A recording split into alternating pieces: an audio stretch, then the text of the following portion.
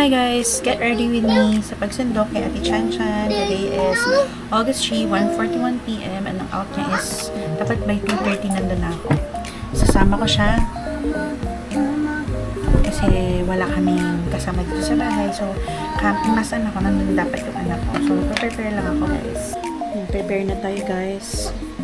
So, gagamit lang tayo nito. Daily, ito yung sunscreen ko. Daily sunscreen, Oxycure. Hybrid UV protection.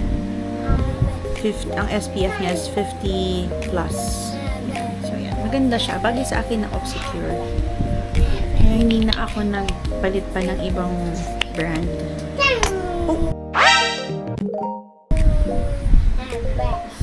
Tumalsik siya. Paubos na kasi ito eh. Pasensya na guys, hindi ko masyadong aesthetic mag-prepare ha. Come ready with me and all. Kasi ano naman, small content creator pa lang tayo. Ito, tapos next natin is lalagyan natin yung kalbo natin ng kilay. Lagyan natin yung kalbo natin ng kilay nitong castor oil. I-stress ako kasi hindi ko alam kung may-effect ba siya o hindi. Baka may alam naman kayo na pwede natin gamitin sa mga katulad ko na nagkaroon ng hair problem at hair loss dito sa may eyebrow. Baka naman may alam. Kit! Ano ginawa mo doon?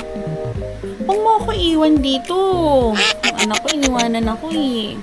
Ang tagal na kasi nito. Parang nung March pa. Mula nung nag-resign ako. Tapos hindi na siya tumutubo.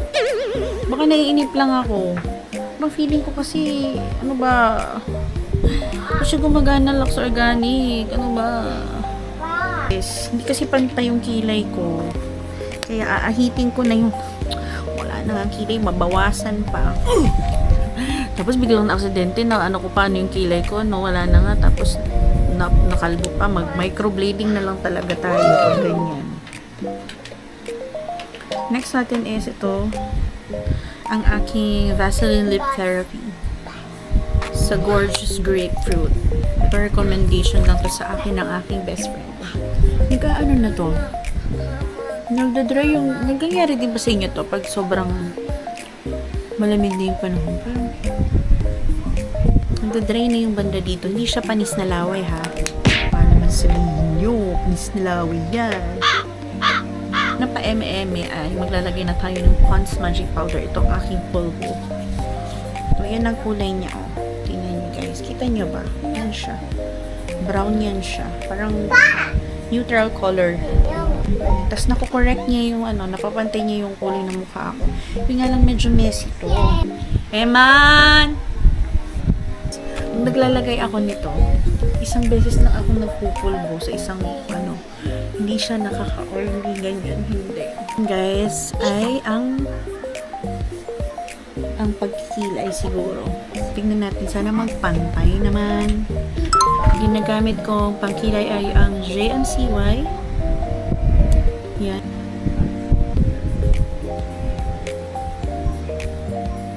Mula nung naging very active ako sa gagawa ng mga content. Parang nahihiya na akong humarap sa mga kaibigan ko. Feeling ko kinakahiya nila ako. Kinahiya nyo ba ako, guys? Kinahiya nyo ba ako? Diba, hindi siya pantay. Hindi siya pumapantay, guys. Na talaga ako magawa, yan yung pinaka-the best. Ang hirap talaga. Kaya kayo mga girls, sa babae kasi pronto eh. Kayo masyadong nagpapaka-stress sa mga bagay-bagay. Kasi mahirap para sa atin yung mga nawawalan tayo ng mga ganyan. Yung iba kasi sa buhok, nagkakapanot-panot sila, nawawalan sila ng buhok. Ako dito talaga sa kilay, very thankful na ako sa kilay lang kasi parang mas mahirap yata pag sa ulo eh, di ba?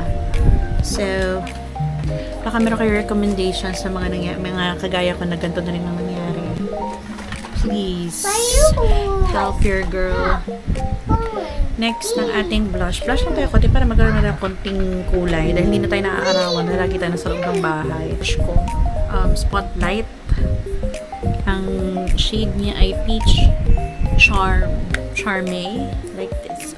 Yan ang color niya. Medyo orange tone siya. So, pagkulay na tayo ng konti. sa ating cheeks. Yan. What's up? What's up? What's up daw? What's up? Sa. Sa. Yan lang ang everyday ano ko. Wala nang masyadong kung ano-ano. Ganyan din. Malulusaw din naman yan mamaya dahil kay Kit-Kit. Ito rin ba mag-update yung asawa niya? May picture pa palagi. Phone niya to, by the way.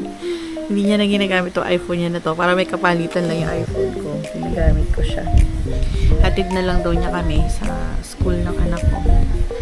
Sana hindi umulan. Para naman hindi naman mahirapan ang person sa pagbitbit sa batutang ito. So yun lang guys. Thank you so much for watching. Bye-bye!